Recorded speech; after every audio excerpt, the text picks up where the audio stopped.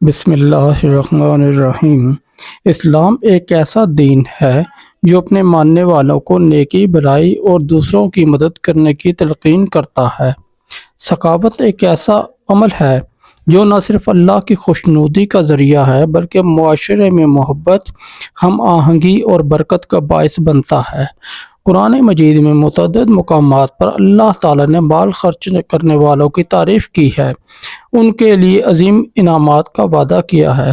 رسول اللہ صلی اللہ علیہ وسلم نے بھی فرمایا، سخی شخص اللہ کے قریب، جنت کے قریب اور لوگوں کے قریب ہوتا ہے۔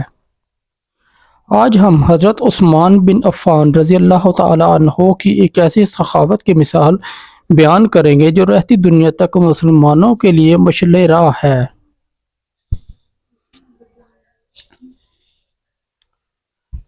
یہ ان دنوں کی بات ہے جب مدینہ منورہ میں ایک شدید قحط پڑا۔ لوگ بھوک سے پریشان تھے اور ہر طرف مایوسی کا عالم تھا۔ اس وقت مدینہ کے مسلمان نہایت تنگ دستی میں مبتلا تھے۔ ایسے میں حضرت عثمان بن عفان نے اپنی سخاوت اور ایثار کی ایسی مثال قائم کی جس کی گواہی آج بھی دی جاتی ہے۔ حضرت عثمان کا ایک تجارتی قافلہ جس میں کھانے پینے کا سامان، اناج اور دیگر ضروری اشیاء شامل تھیں، مدینہ پہنچا۔ اس قافلے میں تقریباً 1000 اونٹ تھے جو سامان سے لدے ہوئے تھے۔ قحط کی شدت کو دیکھتے ہوئے مدینہ کے تاجروں نے حضرت عثمان سے رابطہ کیا اور ان کے مال کو خریدنے کی پیشکش کی۔ تاجروں نے کہا، اے عثمان، ہم آپ کو اس سامان کے بدلے دگنا منافع دیں گے۔ حضرت عثمان نے جواب دیا، مجھے اس سے زیادہ نفع دینے والا موجود ہے۔ تاجروں نے حیرت سے کہا، ہم مدینہ کے سب سے بڑے تاجر ہیں، آپ کو ہم سے زیادہ کون دے سکتا ہے؟ حضرت عثمان نے فرمایا، مجھے اللہ تعالیٰ 7 گنا نفع دے گا۔ اس کے بعد حضرت عثمان نے تاجروں کا سامان بیچنے سے انکار کر دیا اور پورے قافلے کا سامان غریبوں اور محتاجوں میں بغیر کسی قیمت کے تقسیم کر دیا۔ ان کا یہ عمل نہ صرف مدینہ کے لوگوں کے لیے راحت کا باعث بنا بلکہ اللہ تعالیٰ کی رضا کا بھی ذریعہ بنا۔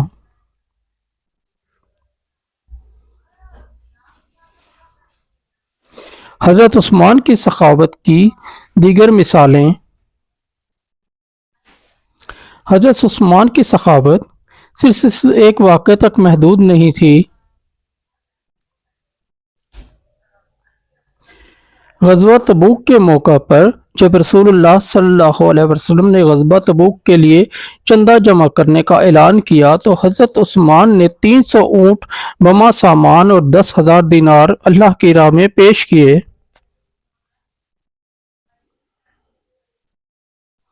مسجد نبوی کی توسیع، مسجد نبوی کو وسیع کرنے کی ضرورت پیش آئی تو حضرت عثمان نے اپنی جیب سے زمین خرید کر مسجد کے لیے وقف کر دی۔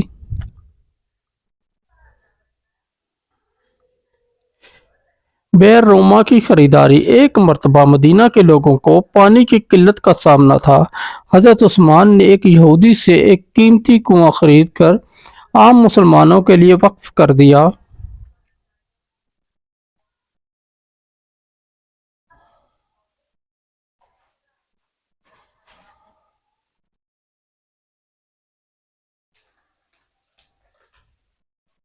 یہ تمام واقعات ہمیں یہ سکھاتے ہیں کہ دنیاوی مال و دولت کا اصل مقصد صرف اپنی ضروریات پوری کرنا نہیں بلکہ اللہ کی راہ میں خرچ کرنا ہے۔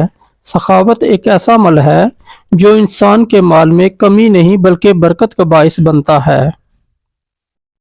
قرآن مجید میں ارشاد ہے، جو لوگ اللہ کی راہ میں اپنے مال خرچ کرتے ہیں ان کے لیے جنت میں بے شمار نعمتیں ہیں۔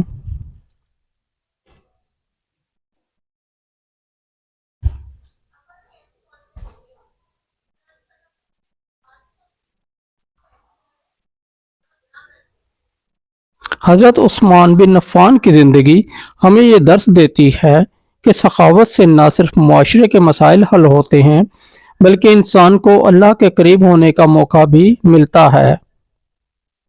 آج ہمیں ان کے اس عمل کو اپنانا چاہیے اور اپنی استطاعت کے مطابق دوسروں کی مدد کرنی چاہیے۔